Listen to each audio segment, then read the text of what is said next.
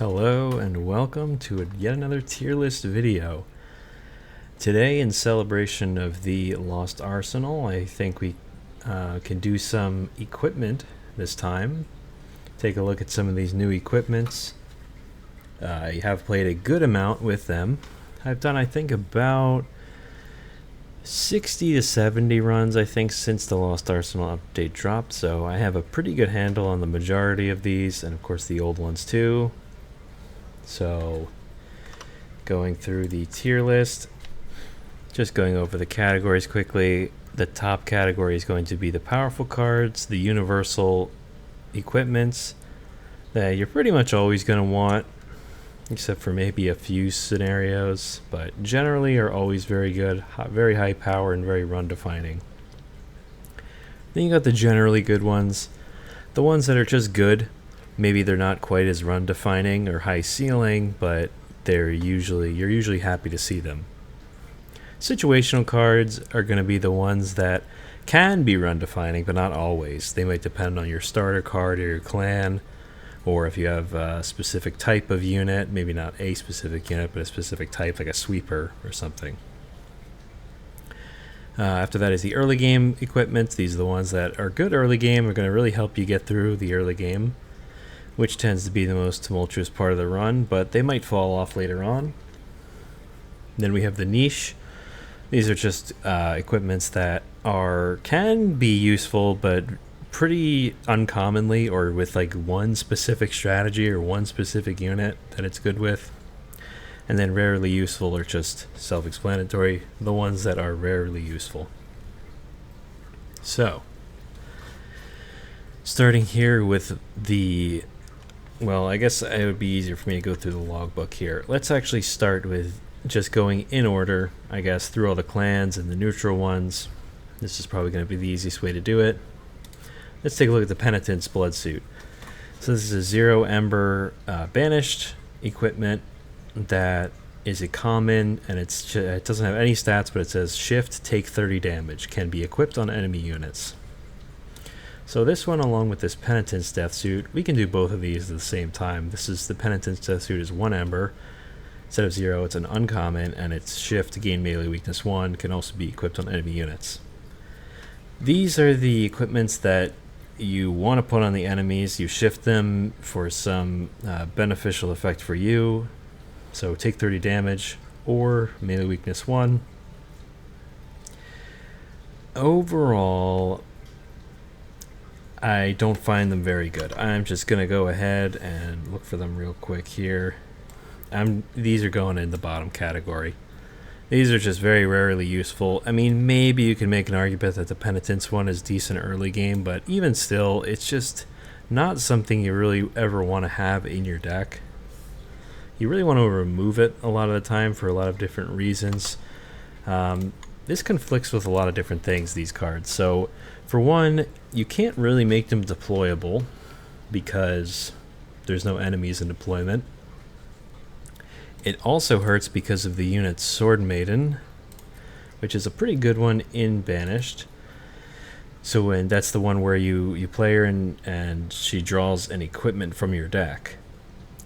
She can pull these Bloodsuits, and there's no enemies in deployment, like I said, so you can't equip them on anything, so that's kind of wasted. So pulling those is really bad. It's actively detrimental when you have the Sword Maiden unit. There's also things like the new room weapons cache, drawing these weapons out of weapons cache whenever you summon a unit on this floor, draw an equipment and apply -2 Ember. Well, again, that's useless in deployment. You typically want to make this deployable, so that's very useless. And the effects on these are just not very good. I mean, shift to gain melee weakness 1. Yeah, I mean, it's okay. I mean, you typically don't want to be shifting around enemies. Like, you're already using a resource in this card to put this on an enemy, and it can only be put on one enemy. It's not like it has permafrost or anything, so you can't save it for a specific tank or something like that, so you just are at the mercy of when you draw it. You play it on that enemy tank, let's say the Gladiators, right, the 500 HP one. Okay, great, so you play one card, and then you have to play another card to shift him to give him a melee weakness. Not great.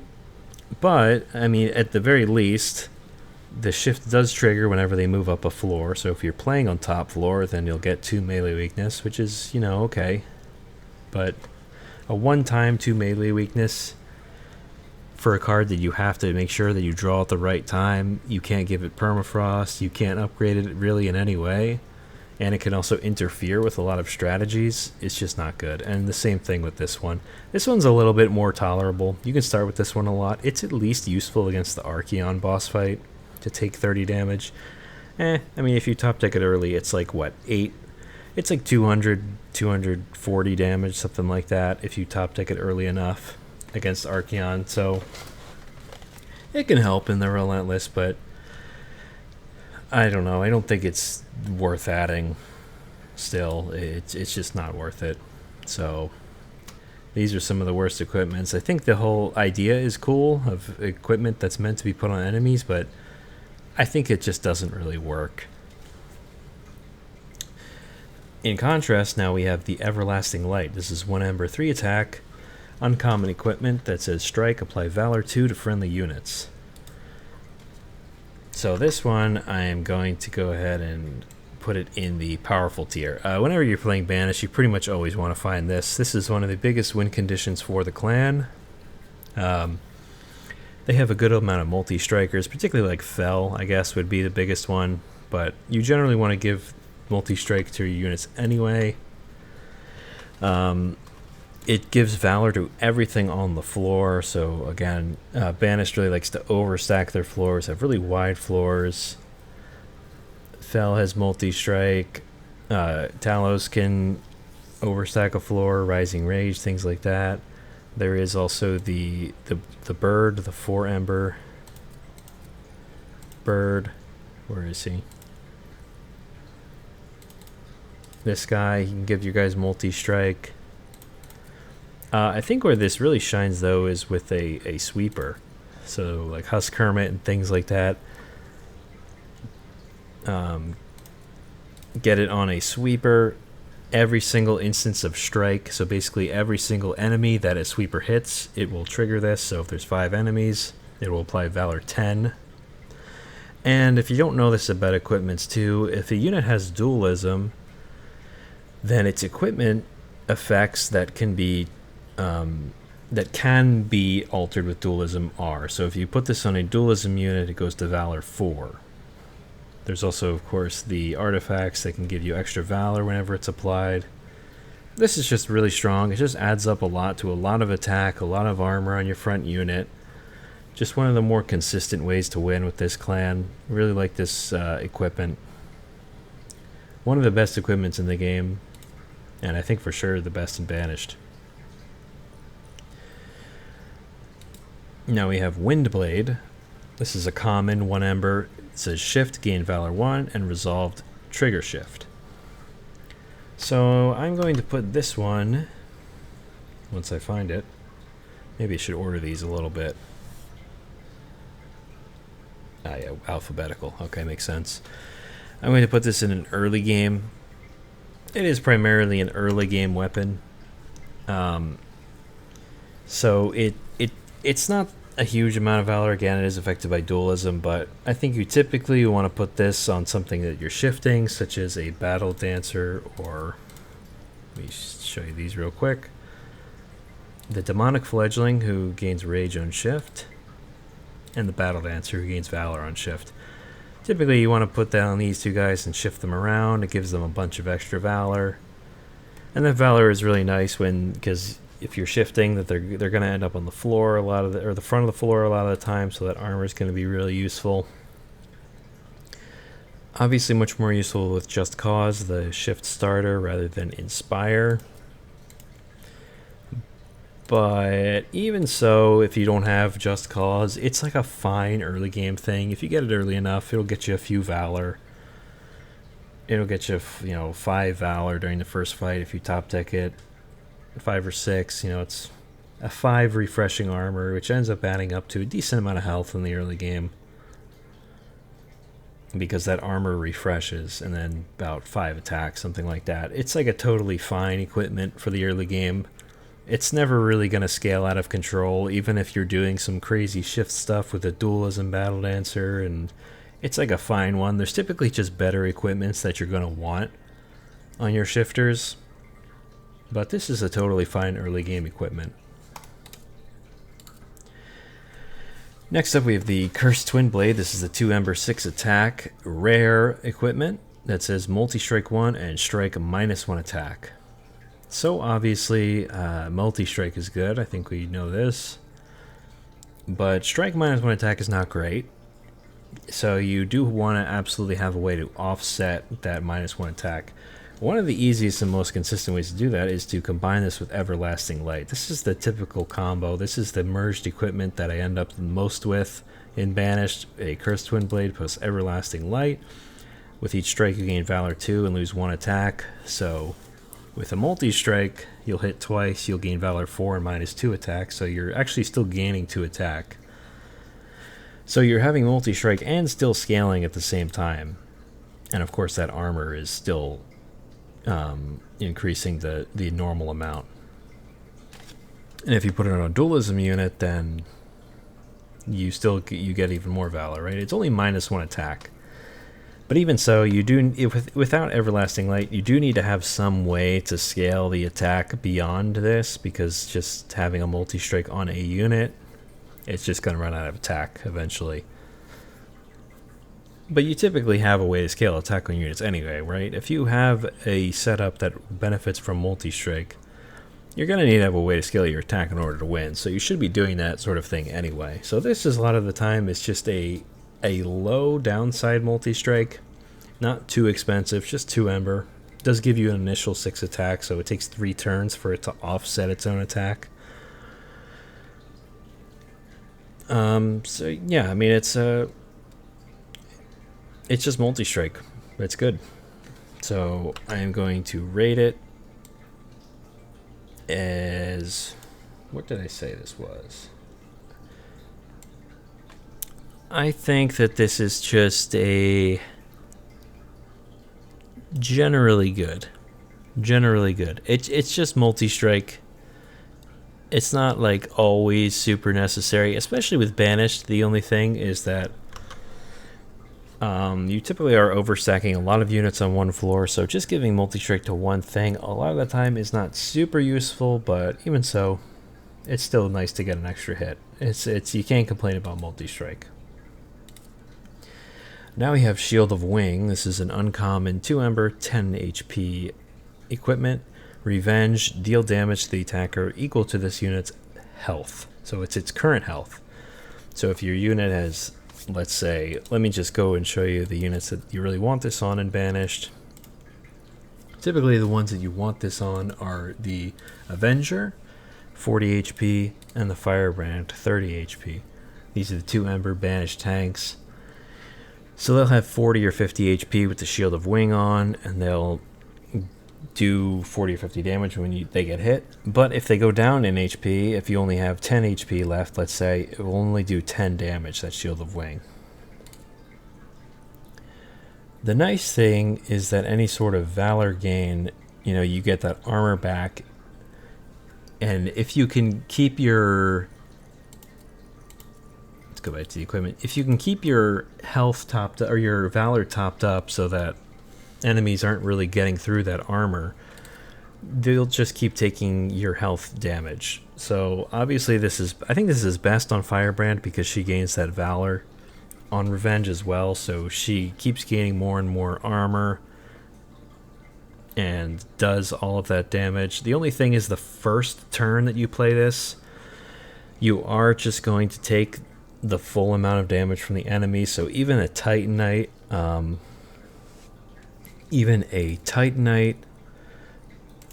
Firebrand, let's go back to Firebrand. Titanite Firebrand is 30 HP. Let's say you give her a large stone as well, so that's 80 HP total.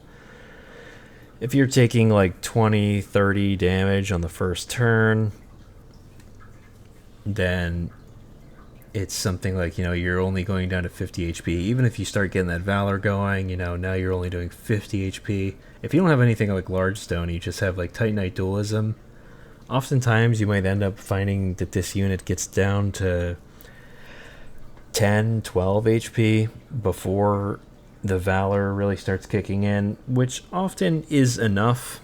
You know, there's like the 1 HP backliners on the Entropy Seraph, and there's the 10 HP backliners on Corruption Seraph, so something like 10 HP is often enough. Obviously, it's better if you can heal the unit up, but even something like just a 10 HP damage to everybody is sort of like a, you know, a sweeper or a holdover AoE,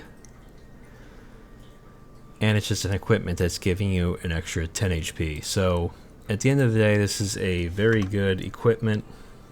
I'm putting it in powerful. It's one that I always pretty much want to take when I'm doing any kind of banish thing. I typically have some kind of big tank that wants this, that's maybe sitting on its own floor. So yeah. So that does it for all the banished equipments. Let's move on to Pyreborn here. Our first one is Lava Armor, 1 Ember, 10 HP.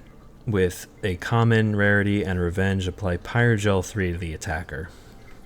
So this one right away is going into the early game. Just a decent early game equipment.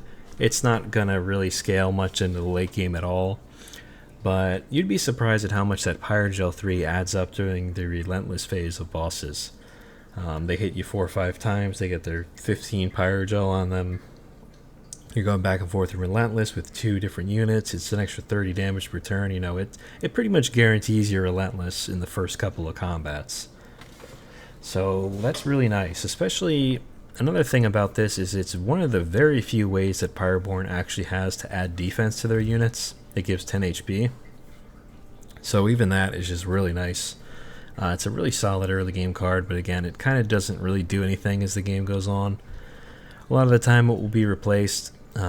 It's just not super high power level or super high ceiling. Now we have the Mind Cage, 1 Ember, 4 HP, 4 attack. Uncommon rarity with Resolve, reduce cooldown by 1. So basically what that means, what you're typically going to want this with is the Hothead unit.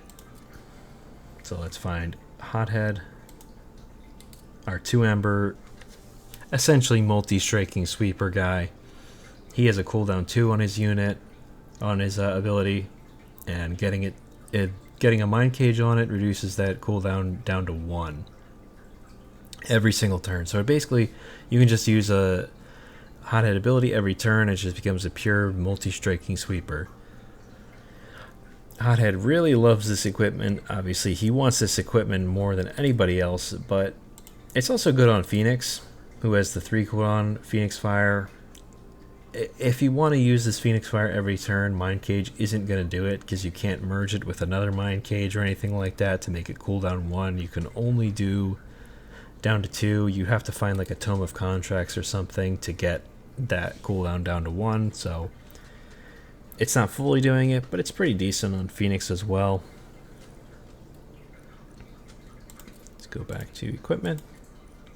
So yeah, I mean, it's like 4/4 stats, which is basically nothing, but a lot of the time you want to merge this with something else. It's cheap enough. It's really for Hothead more than anything, but it's good on a lot of stuff, anything that has an ability. It's just a pretty decent card, so... But it does require an ability. So what am I going to say? I'm going to say that it's situational.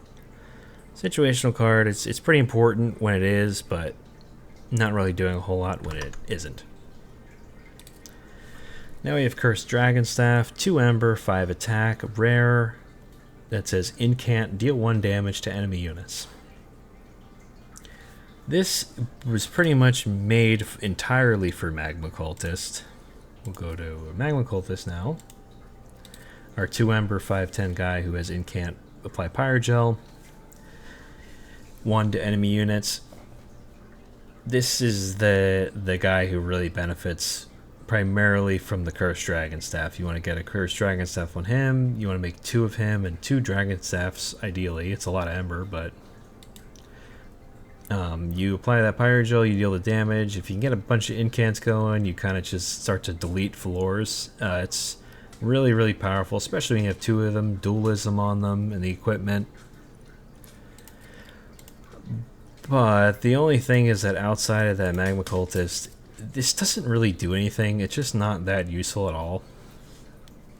So, considering that there's really only one use for this card, I am going to put it in niche.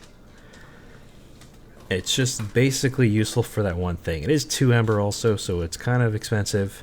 Not overly expensive, but pretty decently expensive. And Soul Smelter. This is 3 Ember, 10 attack, uncommon, with Siphon, so whenever an enemy dies on the floor, gain 1 soul, and then you celebrate, gain an egg for every 4 soul. So the important thing with this card is that you have to be playing it on a unit that is on your killing floor, where you're clearing all the waves, and it also has to live through the fight. A big problem that I have with this card, there's a couple of them. One of the big problems is that a lot of the time your killing floor and your winning floor are not the same. So a lot of the time you'll have a sweeper that's just kind of on bottom to clear the waves, and then when the boss comes, your sweeper's floor is going to fall apart and die, and then you have a floor upstairs that is like a greed dragon, let's say, that's actually meant to kill the boss. So this doesn't work because you can't celebrate in that instance. We have something like a hothead to clear the bottom floor, you know, something like that. So that's one problem with this. The 3 Ember is a problem. And another problem is that I often just don't need this to get my eggs. I usually just have some better, more efficient way to get eggs than this. Like, if you have something like a... Let's see... What is it called? Alchemy? If you have like 2 alchemies in your deck, you're getting 4 eggs. It's kind of awkward because, you know, your max eggs is 8. If you are actually using your Soul Smelter, you're usually going to be getting a lot more than 4 eggs, so a lot of the eggs are kind of wasted. So it's better to just not bother with this a lot of the time. Basically, the situation in which you don't have any egg generation, and this is like all of your egg generation, and it can actually work, is pretty rare. So for me personally, I'm going to put it in niche as well. It's very good when it actually does work and it actually is doing something, but I just find that situation to be very uncommon. Okay, next page, we are on the Luna now, Luna Coven. So we have Dusk Mantle. This is one of our new ones. Yeah, I guess this is our first new card, right? Because there was no new ones here. So this is our first new one from Lost Arsenal. This is a rare 1 Ember, 10 HP. It says New Moon, Titan Skin 5. So a unit takes 5 fewer damage during New Moon. It's a strange one. I don't really know if this is exactly what I feel like Luna needed. It's kind of weird. I think typically what you want to get this on is going to be the Shade Guard. Let's get Shade Guard up. That is the 2 Ember guy that gains 10-15 on New Moon every turn. He gets a lot of HP, so he really likes that Titan skin. That helps him out a lot. You can put it on a Silent Sentinel. He's another tanky unit who benefits from New Moon because he's a silent unit. So with like the New Moon Ardoon Path, he can take that.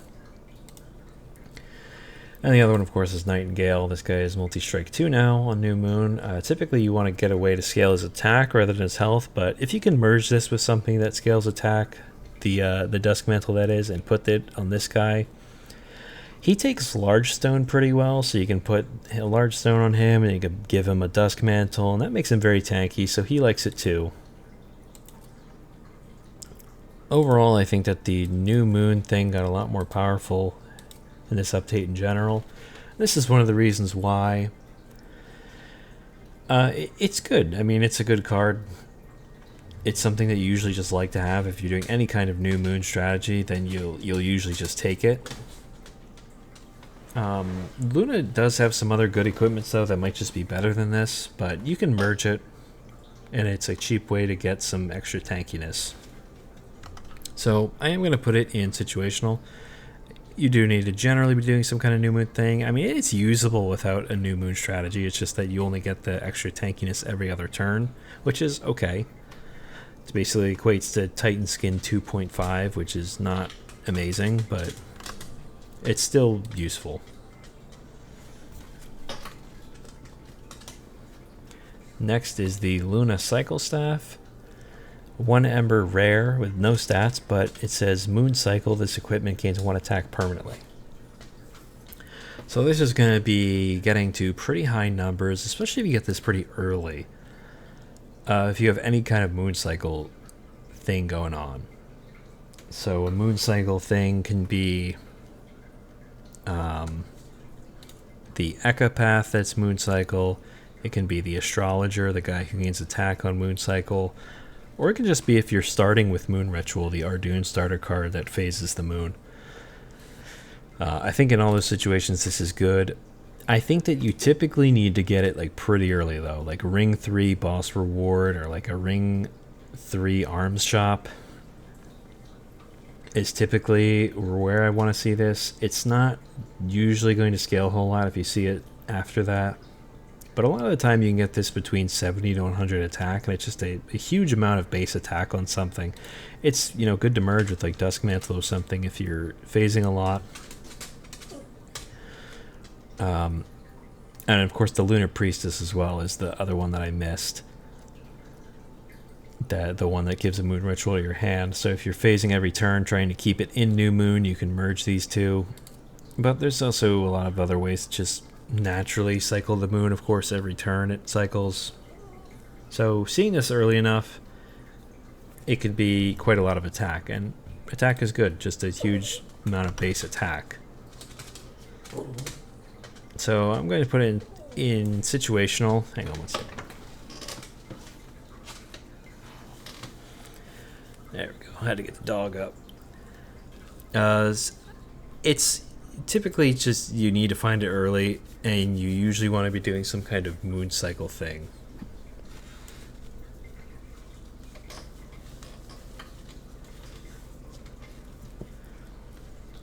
Okay. Now Moonlit Glaive. Here we go. 2 Ember, 5 attack. Uncommon rarity, and it just says Mage Blade 3. So plus 3 attack, basically, for every amount of magic power on the floor. That includes Conduit. It also includes the Enchanted Chamber Room. I'm just going to go right ahead and put this in Powerful tier. You basically always want this as Luna. You're usually going to have some kind of Conduit, and it doesn't take much to get this to a lot of attack. I mean, even if you just only have like 15 Conduit on the floor from like an Enchanted Chamber, that's 45 attack from this thing. So, I mean, a 2 Ember 45 attack weapon is just, yeah, I mean, that's basically its floor. There are, of course, conceivably some runs where you just don't really find any magic power or Conduit at all as Luna, but I think that's very rare. You basically always want this. And even outside of its floor, you can get this to crazy, crazy high attack numbers with lots of Conduit on the floor, hundreds of attack. It's not even that rare to get that high. So definitely going in the highest tier for that one. Moving on to Under Legion now, Mitosis Cap. This is a rare 0 Ember 15 HP with Celebrate. Gain a permanent copy of this unit. Cannot be equipped to champions or cardless units. So cardless units are basically just copied units or summoned units from something. So like a mushroom stack is cardless. A copied unit with like Replication Ray from Lazarus is cardless. Morsels aren't cardless, so you can get a morsel in your deck for some reason if you want. So this is a very strange equipment. It's very rare that I want to gain a copy. I mean, a lot of the time I do want to gain a copy of a unit in my deck. Like, sure, it's nice to have like an extra Smidgestone Spore Launcher or something. But that's the thing, right? It's just a copy. I only want one. I only really would ever want this to happen once, usually. And this is made to, like, continuously gain units. Yeah, it's pretty. I struggle to find what the use case for gaining a lot of copies of a unit could be. I just don't think that this is a very useful card at all. I pretty much never take this. I'm putting it in the rarely useful tier. I mean, sure, 15 HP is kind of nice, but a lot of the time gaining that unit is a downside. You don't want to bloat your deck with units that you're just not going to play and you don't need. So, not very useful. On the other hand, next we have Lumcoat, 2 Amber, 20 HP, common card. Resolve, gain regen 1, and propagate 2. So this is the big one in Underlegion. It could be the best card in Underlegion. Probably an argument for being the best equipment in the game. I'll just go ahead and do the honors and put it in that highest tier. It's a really, really good way to keep a unit alive with that 20 HP and regen, and then it propagates that regen every turn, so you get a lot of regen out of this and a lot of HP. If nothing else, this is just a great way to keep a unit alive. It also works really well with mushroom stacks because it propagates 2, so it gives them 2 extra stacks of troop, which are 3-4 of stats. So basically you're getting 6-8 of stats at the end of the turn, at the end of every turn. Triggers rally every time that happens. Keeps the unit alive, gives any kind of buff at all, so it can give extra rage, conduit, anything. It's just a really, really insane high value card. Even just the 20 HP for 2 Ember is like enough, a lot on its own, and then it just propagates 2 every single turn. It's like a holdover spell chained glow up on your unit. Yeah, it's just crazy value, really high value card. You can start with it and have 2 copies. Shouldn't need to say too much about this one. Very, very powerful card. And that's it for Underlegion. Those are the only 2 equipments in Underlegion.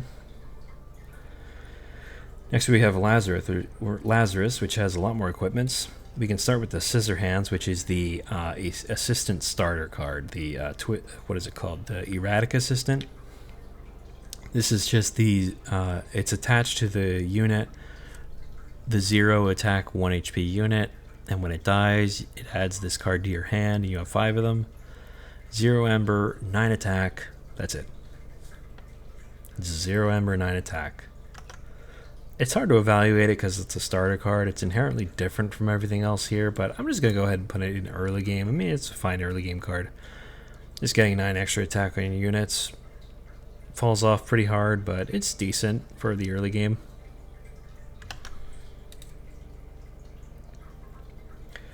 Next up, we have the Combustion Suit. So this is a rare card. This is 1 Ember, 10/10 stats. With Strike, apply Unstable 5 to enemy units. So again, with sweepers, particularly something like a Test Subject Alpha, that the sweeper, he is the 3 Ember quick. He's now 3 Ember. The quick 5/10 sweep. Put that on him. He gives Unstable 5 to everything for every enemy he strikes. So if there's 5 enemies on the floor, he'll strike 5 times and apply 5 Unstable to all the units. So they'll all get Unstable 25. And a lot of the time that means they explode. And everything on the floor takes something like 125 damage when you multiply that explosion by 5, right? It's pretty indirect how the damage works, but yeah, at the end of the day, that's how it would work out. So it can end up adding a lot of damage with like a sweeper. It's also good on a unit that just strikes a lot, so there's some good multi-strike ones. It's like a fine-ish card on Plague Doctor. Should have stayed on the unit page here. The 2 Ember 9/9 that applies Unstable on strike, equal to damage dealt. You get this on her, it gives her to 19/19, so she does now 19 unstable to the target and then 5 unstable to everything else. It's fine. I mean, you typically want her with multi-strike as well, so that's nice, but the thing about this equipment is that, one, there's so many powerful equipments in Lazarus. The 10-10 stats is actually really good, but it's not really beating out so many other things in this clan. It's really only great on like sweepers, and a lot of the time with sweepers you kind of just want to scale their attack anyway, so like the unstable and everything is kind of redundant. So it's not really doing a whole lot a lot of the time. I'm going to go ahead and put it in more niche. I do take it sometimes for sweepers, but it's not really doing a whole lot, I think. And there's so much competition in this clan. Now we have the double-edged arms. This is the equipment that pops out of the double-edged bearer. This is the rare 1 amber, 10 attack, a multi-strike equipment. It just gives multi-strike. That's good. Multi-strike is good. So the thing about these assistants too is that I do have to give them an inherent penalty because you can't make them deployable. You can't merge them either. I'm going to go ahead and put this one in generally good though on the same level as Cursed Twin Blade. I say they're about equal. They both give multi-strike. This gives a little bit more attack and also is cheaper and also doesn't have the downside of -1. But like I said again, you can't deployable, you can't merge it, so I think that balances out. Just a generally good equipment. Multi-strike is good. Now we have Potion Kit. This is 1 Ember, 4 HP, 8 attack. Common card with ability Brew that basically is a cooldown 3, just mix. So you just make a mix. This card is pretty unreliable as a way to get mixing if you don't have Secret Ingredient Starter. But still, it's just mostly a decent, 4-8 stats, 1 Ember. This is just mostly a decent early game card. It's just decent for the early game. It's not really going to do anything once the game goes on. And again, like I said, it's competing for so many things in this clan that you're typically not going to stick with this for a long time, but it'll definitely get you through the early game. It's just some decent value out of those mixes, some good stats for cheap. Next up we have the Spiky Skin. This is 1 Ember, 10 HP. This comes out of the Spiky Assistant. I don't remember his name right now. It's an uncommon assistant. Revenge, gain spikes 3. So I don't know how to totally evaluate this one because I don't think that it's a terrible equipment. I just basically never take it. Because again, like I said, it's just competing for so many things. It's uncommon, so typically I will oftentimes have an equipment for my frontliner before I get this. I do have to find it, and I can just bottom deck this, and then the revenge effect is useless because I've already let all the enemies go through. And you just don't get that many spikes out of it. It's very unreliable. There's better ways to get spikes in this clan. It's just not useful. I basically just never take it. It's not bad in a vacuum. It's just in this clan, situationally, it's just never really useful. Our next assistant one is the 1 Ember 15 attack Twisted Back. That's the common from the Twisted Assistant. That has Trample and Strike, gain Rage 2. So this one I am going to go ahead and put in Powerful. This is definitely the best of the assistant cards. Obviously having that downside of not being able to deployable it is really bad, or merge it. But it's making up for it by just saying Trample and also scaling itself. It's like solving so many problems at once. It's also a common card, so a lot of the time you'll start with 2 of these. So it makes it much more likely that you'll find it in time. And it's just a really solid set and forget equipment to just put on your carry, and they'll just scale and trample at the same time, and it'll take care of everything for you. Definitely the best of these assistant ones. And I think this is the last of these assistant ones, the Vampire's Tooth, 1 Ember 15 attack. That has Lifesteal 1 and Resolve, gain Lifesteal 1. So this one I think I'm also going to put in the early game. Or should I put it in... I think this is more of an early game I think mostly because usually you just find something better than this for your frontliner, but through the early game, this will definitely carry you through, just gaining a lifesteal every single turn. Makes your tank pretty immortal. It also gives a nice 15 attack on top of that. So just a really nice early game card that'll carry you through most of the first 3 rings. Now we have the Organ Harvester. This was nerfed. This was 1 Ember before. Now it's 2. And has 10 attack. It's an uncommon card. It says Slay, gain Reanimate 1. So this is nice on a few different things. Like I mentioned, the Test Subject Alpha. He also wants this as well. He wants it twisted back too, but a lot of things do. But this is really good on like what is he called? Test Subject Alpha. He's 3 Ember now, and this is 2 Ember, so that's a very expensive combo. You know, he could stay alive forever with this before and just keep slaying backliners and getting tons of reanimate, and he would solo bosses because he would never die. So I think the nerfs were mostly to address that, just so you couldn't do that as easily, but I didn't find that this was like an insanely strong card at 1 Ember. It was mostly just good with Twisted Assistant, or I keep calling it Twisted Assistant. Test Subject Alpha. It was mostly just with Test Subject Alpha. It was a really brain dead strategy. Other than that, it's the only really use for it I find is like with spikes. So you put it on your tanks, particularly something like a, what is it, the Hulking Mass or the Makeshift Golem, these guys that have Extinguish gain armor to all friendly units or to himself. You typically want to get some spikes on these guys and then give them a Organ Harvester. They get tons of reanimate stacks and spikes, and they can solo bosses too a lot of the time with that, but you do need to have the spikes. I think the easiest way to do that is probably, what is it called? It's 1 Ember. Faulty Body, there it is. But you can also use like mixes and stuff like that.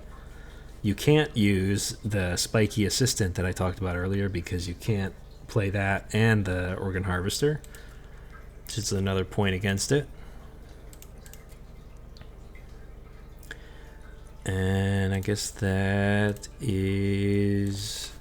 oh yeah, I have to rate it, I guess. Organ Harvester. So I will say that it's very powerful when it is good, so I will still say it's situational just because it's so good when it actually is useful. So I'll put it there. But it's not like crazy. It's just weird. I mean, it's not weird that it got nerfed, but it was not the biggest problem. I definitely understand why it got nerfed, but it's just pretty good. Now we are on to our exciting Monster Train 1 clan equipments. The first one we have is Fortified Pauldrons. This was changed from the spell Fortify, which just gave a flat 8 armor, I think, for 0 Ember. Now it's 0 Ember equipment that's common. It says Armor 6 and Resolve gain Armor 6. So I really like this card. It's a great way to just get more armor in the clan. I think that Hellhorn's biggest issue was that they tended to struggle, and still kind of do struggle with survivability. Their rage stuff is really good, but I found that their armor strategies didn't really keep up that well. So getting something like this really helps that armor gain. If you have a dualism, it's 12 armor, and Resolve gain armor 12. It's just a great card for 0 Ember to merge with something. It's basically one that I always want to take if I don't see one of the rage cards. And a lot of the time if I do see one of the rage cards in my common packs, I'll still take this. Great one to start with, great early game card, and it even scales a little bit in the late game, which is something you want to put on your unit a lot of the time. So I'm actually just going to put this in generally good. I think it is a cut above early game. It's generally good equipment. It's not situational. It's not like crazy winning you the run, but I really like this one. I think it's really quite good. Old Growth is our Awoken one. That is the 1 Ember rare that says Rejuvenate, gain 10 max health, and start with an initial plus 10 max health. So if you're doing any kind of, like, especially if you're starting with Restore, the healing starter, This can get pretty crazy once the late game comes around and you're healing your units like every turn. You can get up to hundreds of HP. I've gone to 500, 600 plus HP with this thing. That's one way to make your unit unkillable. So this is one that they really like to have against like Savagery Seraph and Corruption Seraph. It really helps them against those bosses that they struggled with before. It is still a rare, so you're not seeing it all the time, but this is just really good when you're seeing it. When you have any kind of heal thing going on, even if you're Root Seeds and you just have like a couple of healing spells, this is really nice to have. It works really well with their new room. That is the Awakening Thicket. That's the 2 Ember. It's the new Awake. It's 2 Ember room that has friendly units of 20 max health and restore 10 health on resolve, so they gain an extra 10 max health every time with the equipment with that room.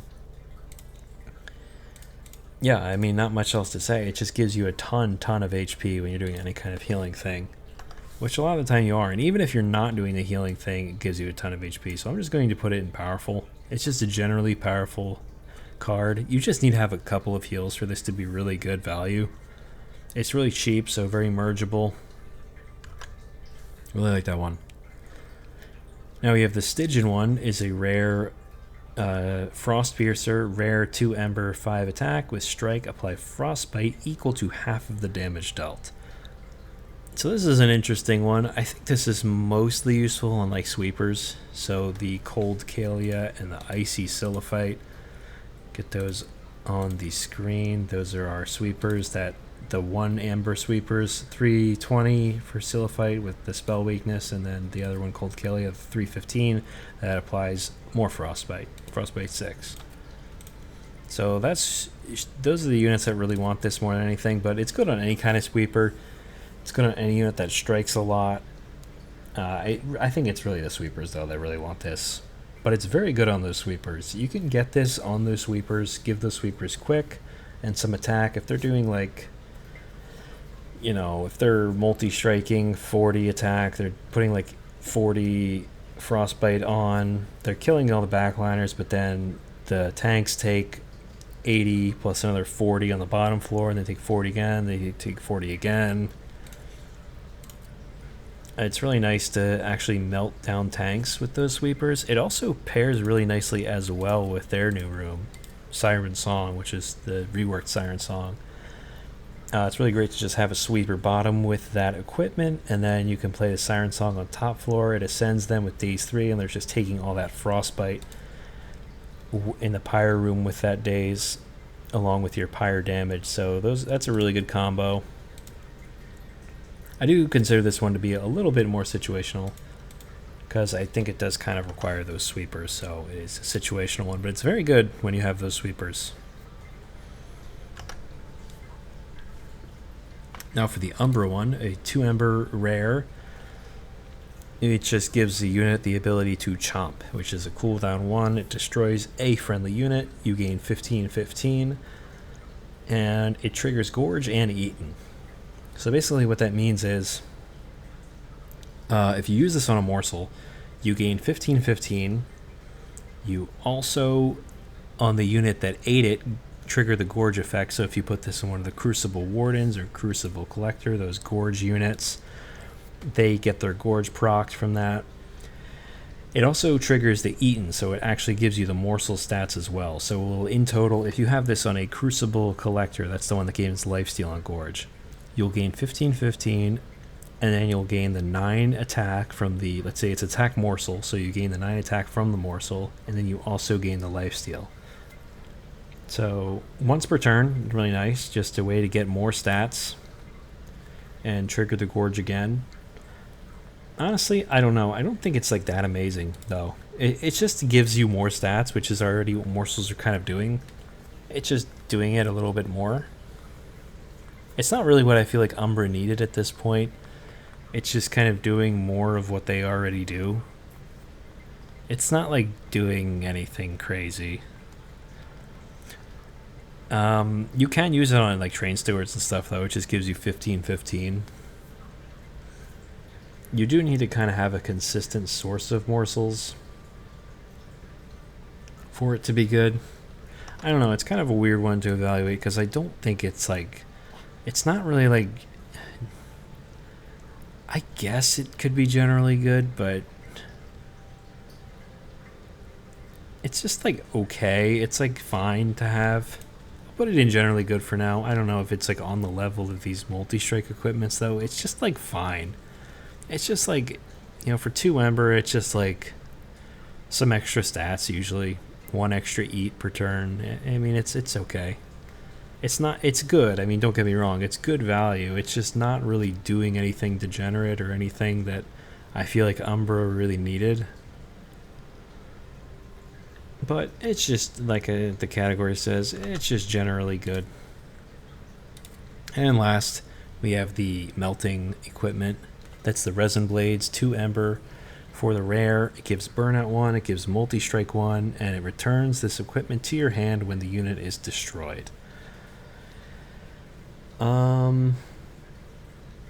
This is usually just a way to give multi-strike to burnout units, so the new lady of the house. This is typically what I've used this for. She has her burnout 3 and +5 attack for every stack of burnout, so that basically gives her another +5 attack from that 1 burnout of the weapon. It also just gives the burnout in general, which is good. And it's a way to give her multi-strike. Yeah, it's just a nice way to get that. I guess you could conceivably do some kind of reform stuff. You can basically, do some Hollowed Hall strategies and then put your, resin blade on something, and then at the end of the turn it gets multi-strike, and then you Hollowed Halls again, and then you replay the resin blade. Or you could put it on Bounty Stalker and do that, keep reforming the Bounty Stalker, something like that. I don't know how good that is, though. I honestly have barely seen this card. This is like the one new one that I've seen by far the least. I've really only used this on like Lady of the House and Paraffin Enforcer. It's good on Paraffin Enforcer too, because it's like the old draft infusion from Monster Train 1. It gives the Paraffin Enforcer well, let me finish my other thought first. I think it's too expensive to do the reform stuff. It costs 2 Ember every turn, so I think it's not that good. I think it's mostly just, like I said, just good on Lady of the House, and I should have gone over the Paraffin Enforcer as well. It's good on the Paraffin Enforcer because it gives him some initial burnout so he can give himself rage on strike. And it also gives him multi-strike so he can get that strike effect twice. So it's really good on him too. It's like the old draft infusion from Monster Train 1. So he really likes that as well. And if he burns out, then it's okay because you don't draw your burnout cards in time. You just get the equipment back in your hand. You can reform him and try again. But I think trying to do that every single turn is probably too much. I think it's just a nice multi-strike equipment to have on your burnout unit.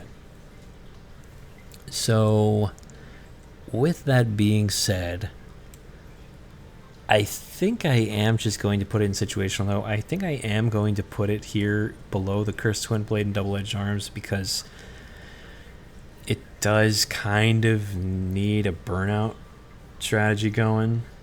It's not that great with like Harvest Barons or something like that. It's like you do need to have some kind of burnout thing going on.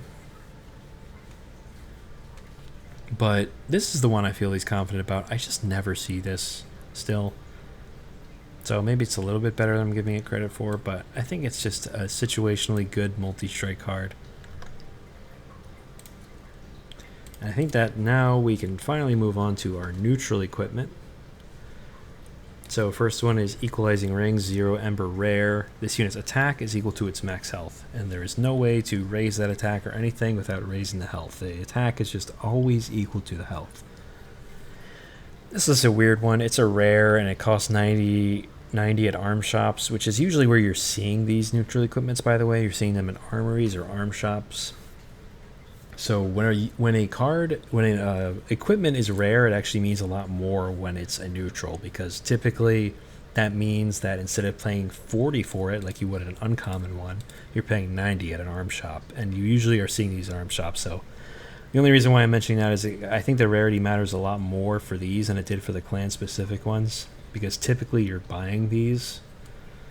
So the fact that this costs 90 is a lot to ask, because I find that this is a very, very specific very specific equipment that is only good with a couple of select things. The first one that really comes to mind for me is Rector Flicker. I guess I have to go to the champion path. His harvest path. He gains tons of HP on harvest at max rank. You can get this guy up to 700 to 1000 HP, and then he can get to 1700 attack. And that's like the crazy high roll with this equipment. You merge it with some kind of multi-strike equipment, maybe something like Resin Blades or the, we'll talk about Void Armament. It's very mergeable because it's 0 Ember, but even so, it's like very, very few use cases that this is useful. I guess it is also useful with the new Old Growth. I haven't really gotten that combo yet. I imagine that's very good as well too, though. Still, I think it's rare enough that I'm going to put it in niche. It's kind of a much more niche thing. It's also very expensive for what it does. There's some crazy high rolls with it, but it's pretty rare that I'm taking this. Now, Bloodthirsty Blade. It's not pretty rare that I'm taking this. I'm taking this very often. 1 Ember, 4 attack, uncommon. With Slay trigger, this equipment gains 1 attack permanently. So this is obviously best on sweepers. You get sweepers, you get tons of slays throughout a run. You can get somewhere, if you see this early enough, you can get somewhere between 100 to 200 attack on this. You can even take this later on and it can still get to like 50-ish attack, and it's still good. 1 Ember for 50 attack is like, okay, fine. So this is like it's sort of like Luna Cycle Staff, like I said, right? Like a 1 Ember equipment that just gives attack. The thing is, this one a lot of the time gives more attack. It gives even more. And it also is not reliant on having some kind of mood cycle, right? You just need to slay, which is something that you're going to be doing a lot, no matter what deck you're playing. So this is one that is almost always welcome, especially when you have sweepers, when you have a lot of multi-strikers with Hellhorn or something. It can even work when you have like a lot of spikes, or it's good with like Shield of Wing merge.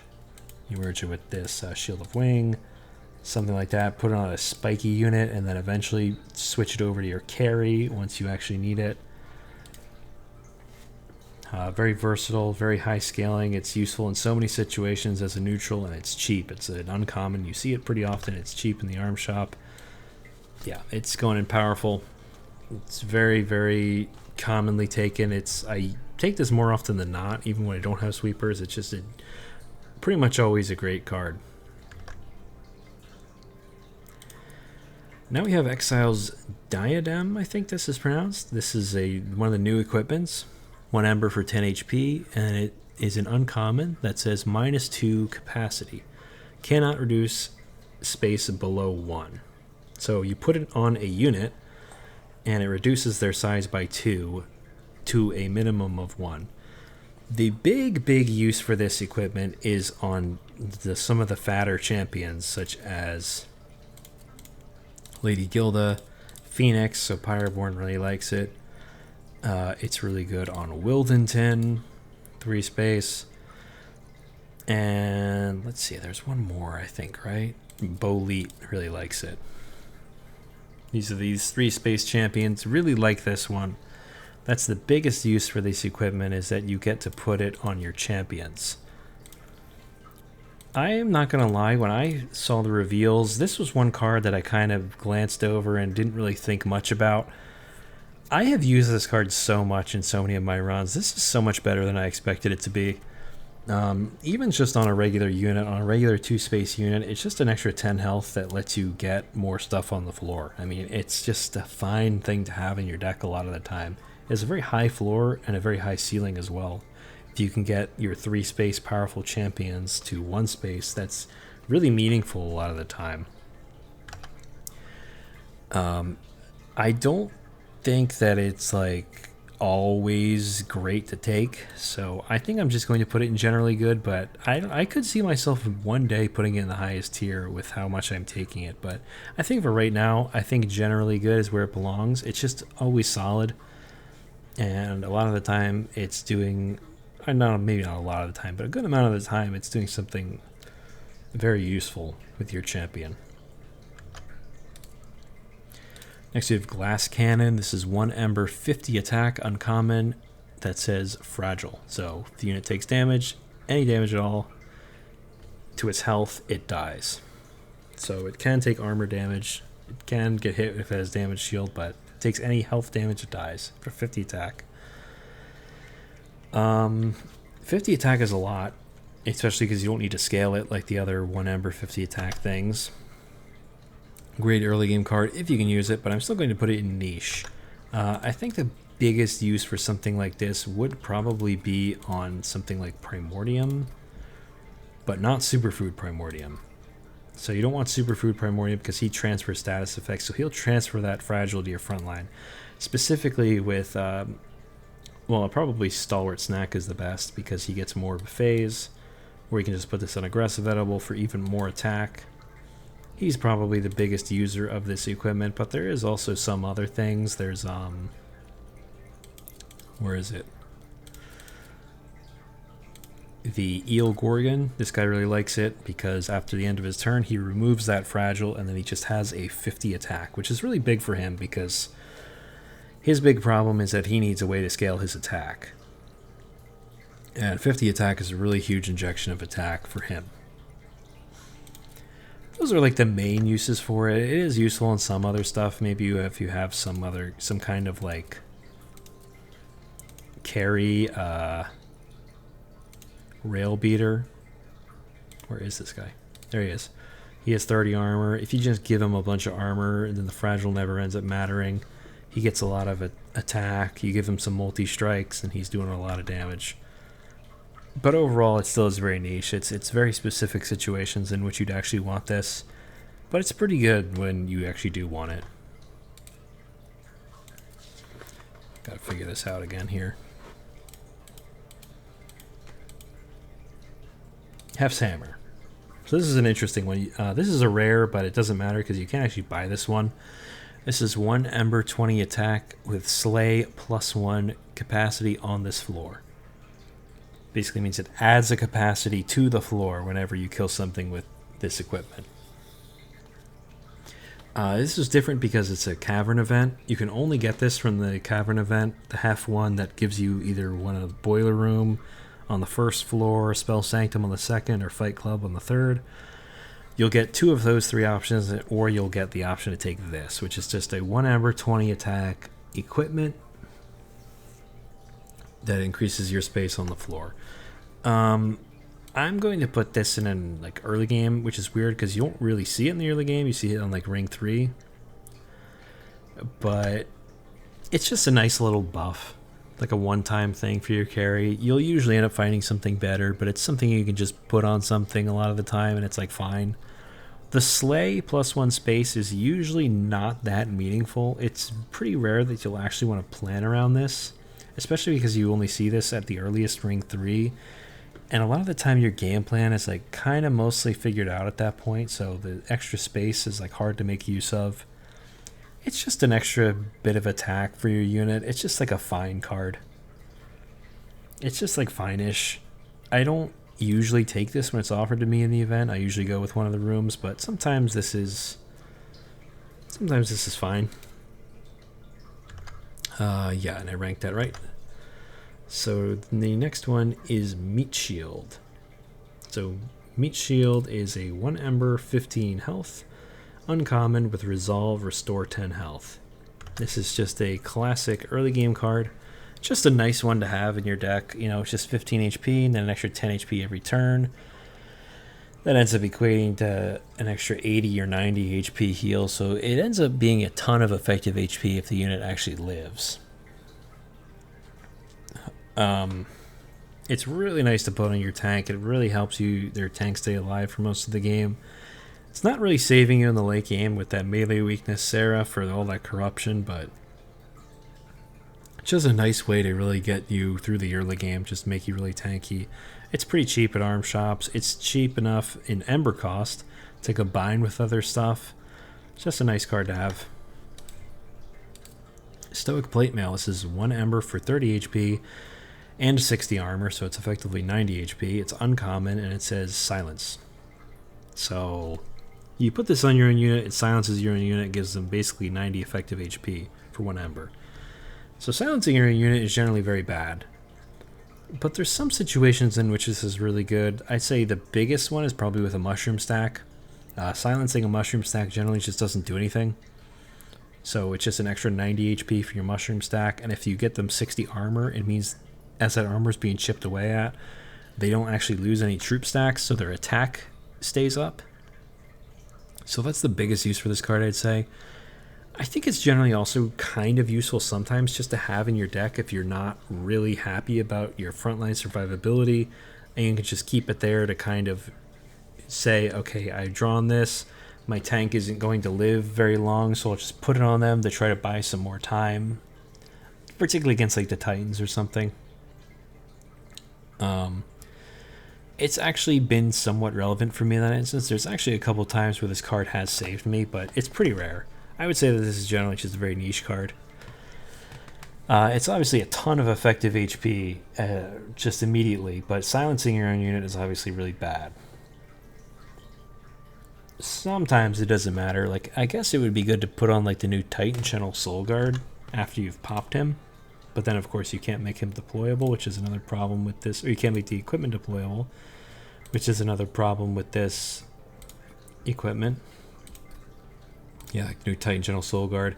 You just pop him once for a bunch of stats, and then you give him this equipment. That could be good too. But it's a pretty rare scenario. Now we have the Swift Steel Dagger, 1 Ember, 15 attack, uncommon, gives quick. That's nice, I like that. Just 15 attack and quick. I'm gonna put that generally good.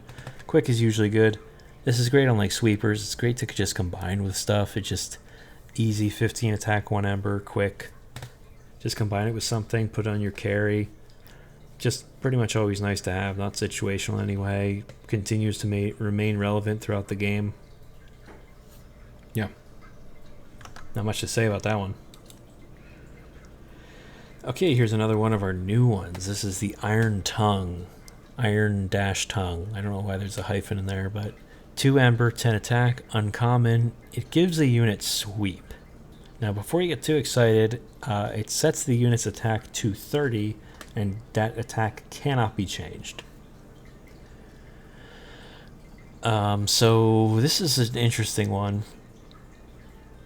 It seems nice to be giving something sweep, but I actually haven't really made a whole lot of use out of this one. It's good as like a desperation Hail Mary sort of play, just to give something sweep.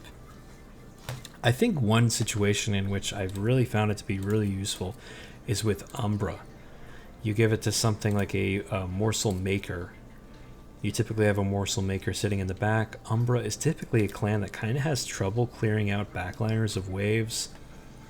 So something like that is like a scenario in which you'd really want this equipment, but setting its attack to 30 and it can't go any higher than that is pretty bad. Especially because 30 doesn't quite hit all the breakpoints of the game. There is those 35 HP Scourge Shufflers on the Corruption Seraph fight. So it doesn't kill all the backliners in the game. On the other hand, though, it does ignore sap, so that's really nice. It is 30 and it cannot be changed. No matter how much sap the unit has, you have 1,000 sap, the unit's attack will be 30. So that's nice. But yeah, I overall just find this to be a kind of more uncommonly used card for me. I just haven't really found a lot of great ways to get uses out of this. I think I'm going to put it in, well, it seems weird to put, is it situational? I don't think that it is. I think it is kind of niche because it's like, yeah, it's powerful when it is, but it typically is just something that I don't really want or need. So it sounds nice in theory to just give anything sweep, but it comes with a pretty huge downside, and it's just not necessary a lot of the time. I will say something that in theory, there's a couple of units that in theory could be really good with this that I just haven't gotten yet. So I guess one that I would say would be the Miser. Avarice 10, just give Avarice 10 sweep to everything. That's a ton of money. That's something you can do. There is something like Paraffin Enforcer. We talked about that earlier. It gives rage to all your burnout stuff on all of those strikes. Anything with a strike effect, really. I mean, any unit that says strike on it. So, maybe not Demonic Fledgling, but probably not Plague Doctor. Maybe on Railbeater would be okay if you're using him as a tank. Definitely not Alpha Fiend, right? I mean, so you see some of these things. Yeah, it's probably it. And then the other one, the last one that I will say, is the Branded Warrior. So you can slay all those backlines. He gives a bunch of rage to whatever else you have on the floor. It obviously doesn't help him at all, but that could be nice. So those are just all the kind of the things that I've theorized with this. But ultimately, it's I think it's just very niche. I just haven't really made very good use out of it. Now we have the Overgrowth Carapace. This is 2 Ember rare with no stats, but it says resolve, gain 1 space. So the unit gains an extra pip space. It gets bigger. Gains 20 attack, 20 health if there is space on the floor available. So the big thing about this, if you are playing this on a unit, let's say that's 2 space, and it's on your 5 space floor, and it's the only unit on the floor, it will give 60-60 of stats over 3 turns. That's already really nice. 60-60 of stats on a unit that probably wants a lot of stats if it's on the floor by itself. But the big thing about this equipment is that if you give the unit Smidge Stone, it can't actually gain the space, so it just continues to gain 20-20 every single turn forever.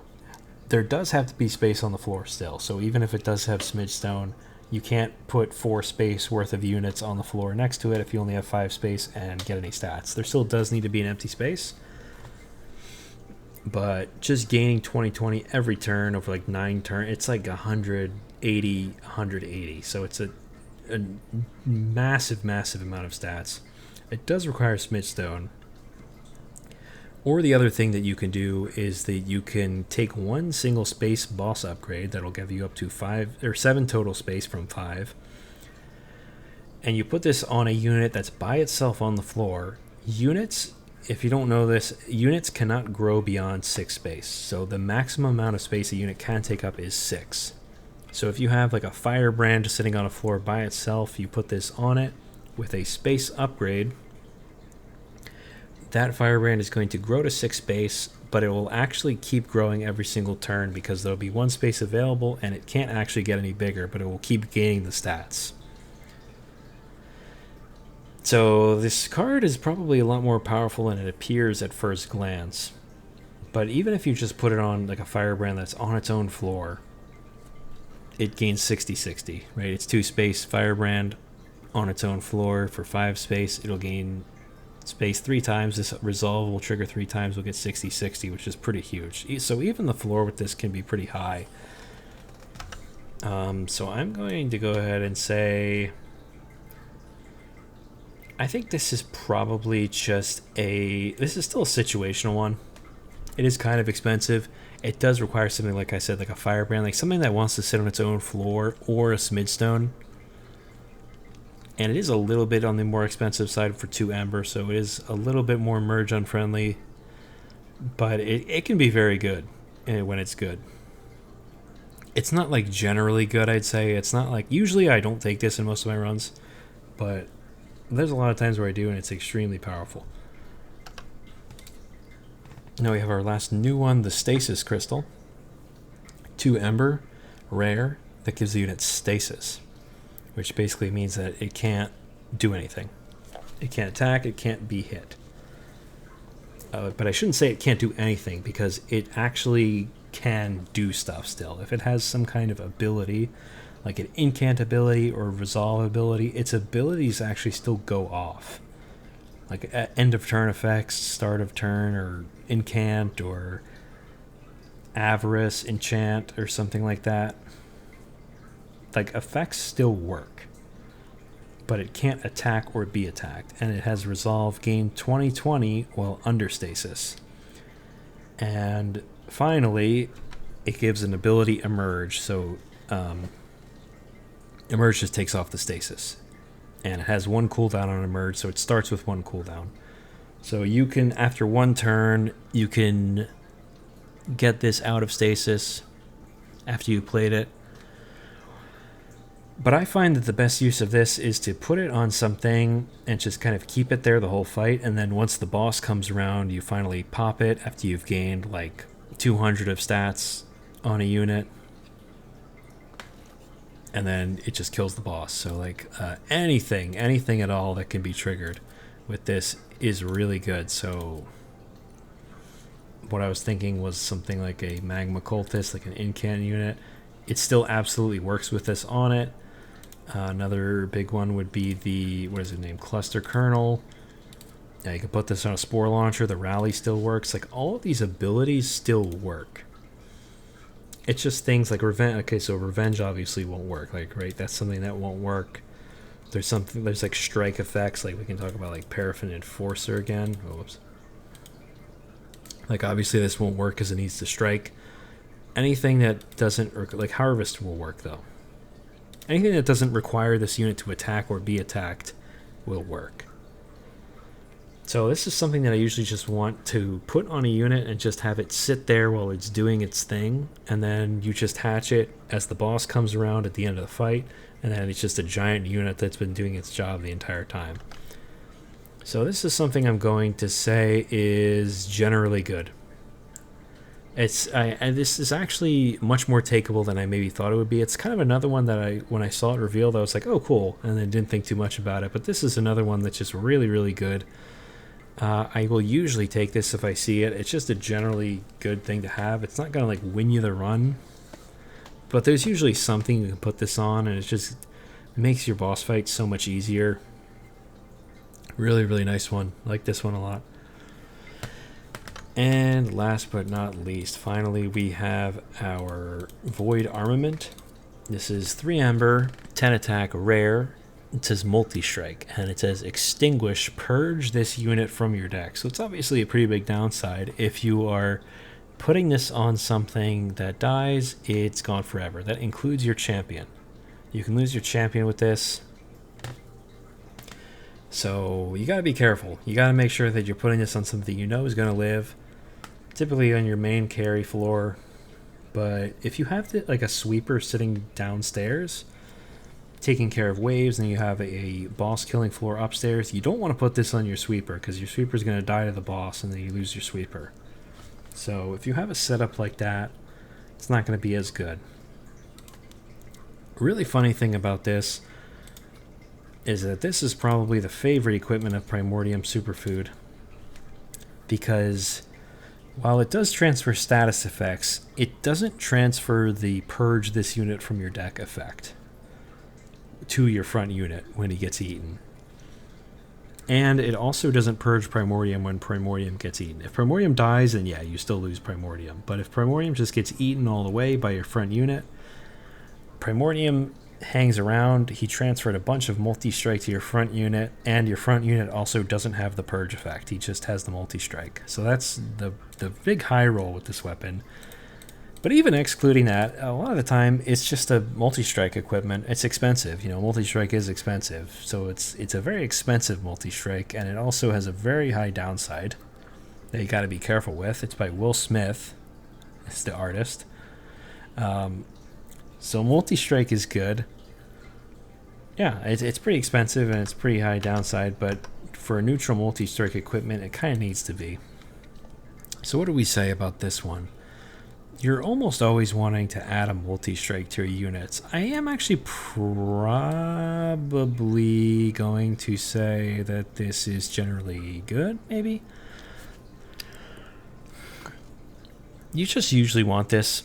Maybe it's not quite on the level of these other two multi-strike equipments, but I think it is better than the Resin Blades on account of the fact that you generally can just always use this Void Armament. You can generally just always use it. whereas the Resin Blades kind of does require some sort of burnout thing going on. I don't know. Like I said, I may be too low on this, but I think Void Armament can hang out here for now. Maybe you can make an argument for it down here, but I'm going to put it in generally good. It's also very good on like different champions as a way to give champions multi-strike, such as Boleet. You get him, I guess I should go to the champions page. Boleet, you know, his trample, I guess, but mainly his rally one. He'd give a ton of stats from that, and you give him multi-strike if you don't see the trample. Or you can do it both. You can do the trample and the multi-strike.